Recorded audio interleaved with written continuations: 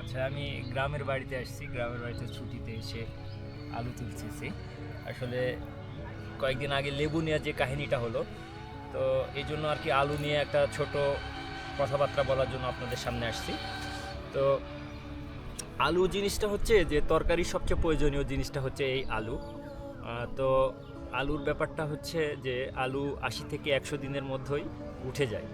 এখন একটা কৃষকের আলুতে কি পরিমাণ খরচ হয়? ১ বিঘা জমিতে প্রায় ১৮ থেকে ২০,০০০ টাকা খরচ হয় এই আলুতে।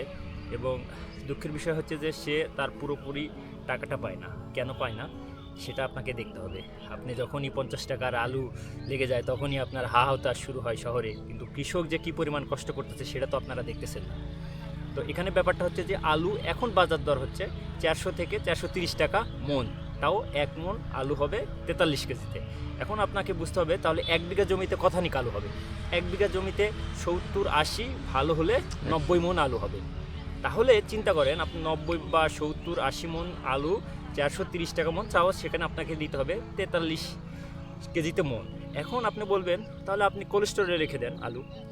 এখন কোল্ড স্টোরে যদি আলু রাখেন তাহলে সেখানেও একটা ব্যাপার আছে। কি ব্যাপার? সেখানেও হচ্ছে একটা পেইড বুকিং আর একটা হচ্ছে লুজ বুকিং। পেইড বুকিংয়ের বিষয়টা আপনাদের বলি। পেইড বুকিংয়ের বিষয়টা হচ্ছে যে ঈদে বাড়ি আসা যে ট্রেনের টিকিটের মতো, ট্রেনের টিকিট ছাড়লেই যেমন ১ ঘন্টার মধ্যে শেষ হয়ে যায়, পেইড বুকিংটাও ঠিক সেরকম যে ২৪৫ টাকার পেইড বুকিং ছাড়ার সাথে সাথে ১ ঘন্টার মধ্যে শেষ। তাহলে আপনাকে বাধ্য হয়ে লুজ বুকিংই রাখতে হবে। তাহলে লুজ বুকিংয়ের জন্য কত টাকা? ৪৫০ টাকা। এখন ৪৫০ টাকা যদি আপনি সেই আলুটা রাখেন, শুধু আলুটা রাখা না, এর জন্য আপনাকে একটা চটের বস্তা কিনতে হবে। তাহলে বস্তার দাম কত? ১২৫ টাকা। আপনি মাঠ থেকে আপনার কোলেস্টেরল তার বাড়ির পাশে না, সেখানে যে রাখতে হবে, সেটার একটা ভাড়া।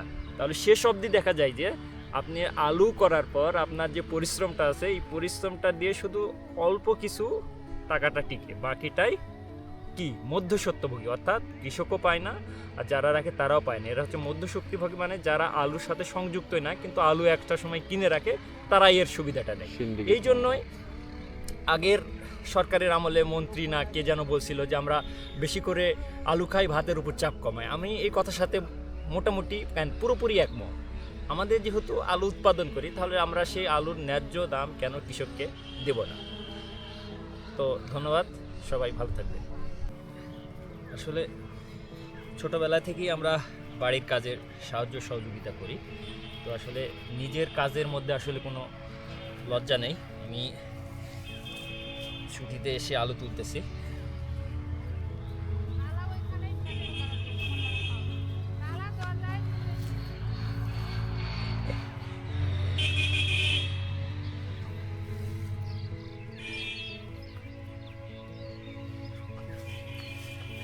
এই ভিতরে টান হয়ে গেছে।